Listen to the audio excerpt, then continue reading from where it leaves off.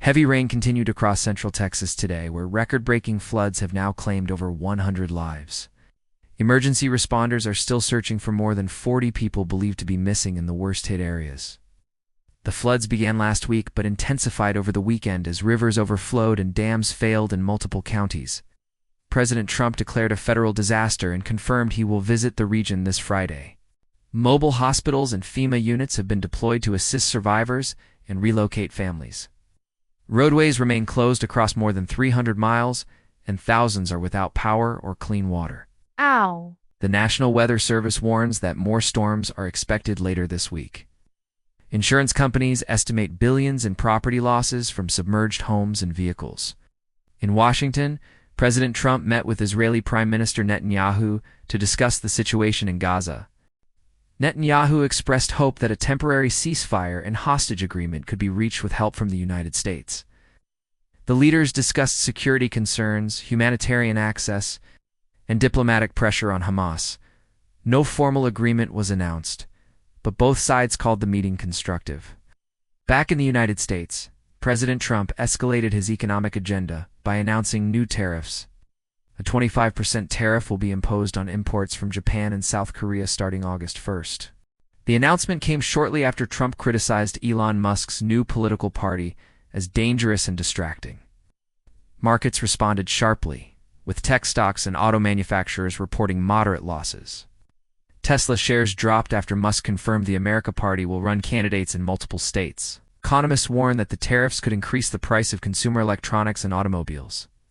At the BRICS summit in Rio de Janeiro, global leaders responded to the tariff announcements.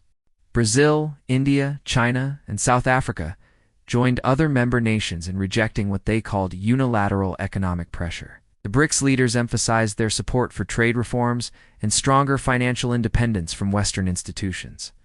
Russia's President Putin used the summit to push for alternative payment systems and lower dependency on the US dollar. The summit also focused on infrastructure development, climate projects, and African investment.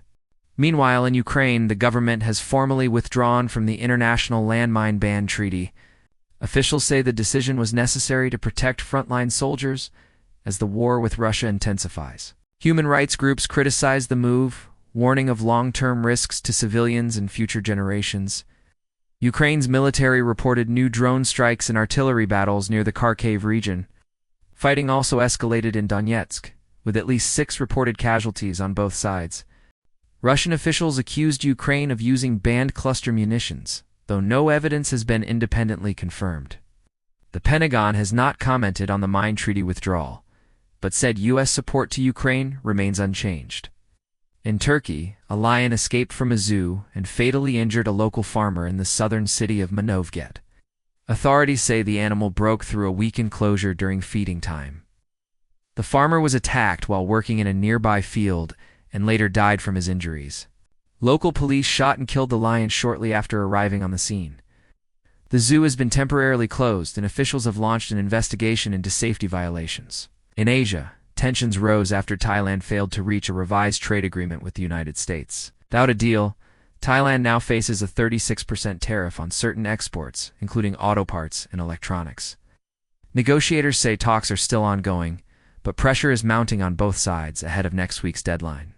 In Japan, new evacuation orders were issued as Typhoon Hikari approaches with wind speeds over 120 miles per hour.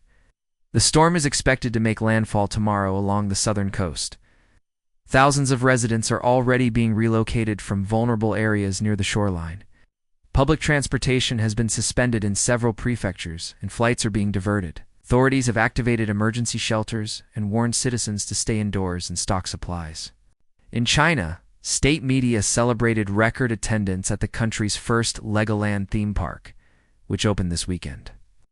The park is part of a broader push to boost domestic tourism during economic recovery efforts.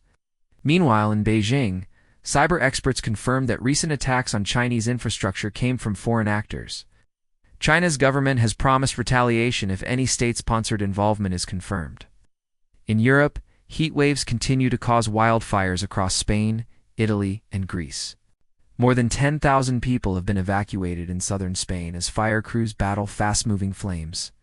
In Athens, hospitals reported a surge in heat-related illnesses, as temperatures exceeded 110 degrees.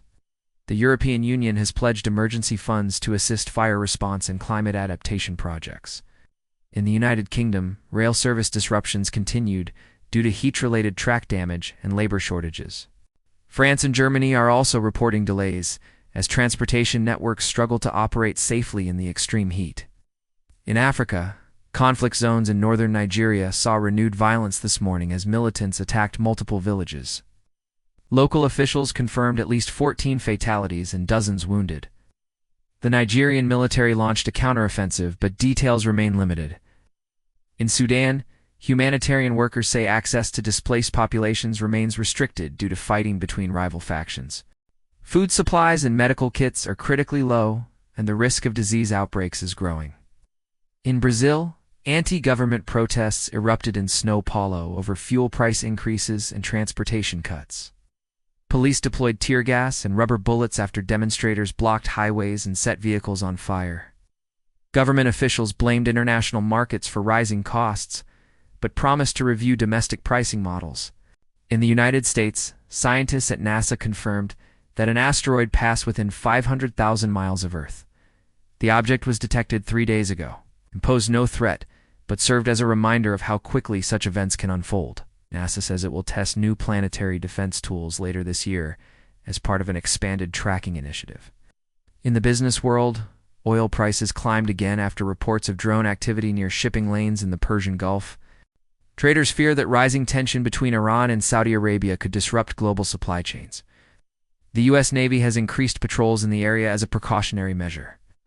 Meanwhile, global food prices dipped slightly for the first time in 3 months, according to new data from the UN. Wheat and corn production forecasts were revised upward due to better weather in North America and parts of Eastern Europe. In sports, the Wimbledon men's final will begin tomorrow between American star Jordan Cross and Spain's Carlos Rivas. Both players advanced after intense 5-set semifinal matches over the weekend. Ticket sales are at a record high, and the match is expected to draw global viewership.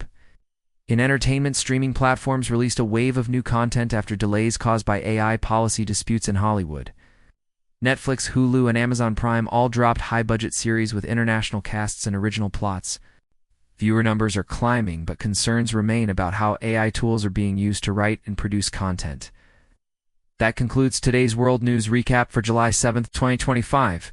Come back tomorrow for more headlines that matter.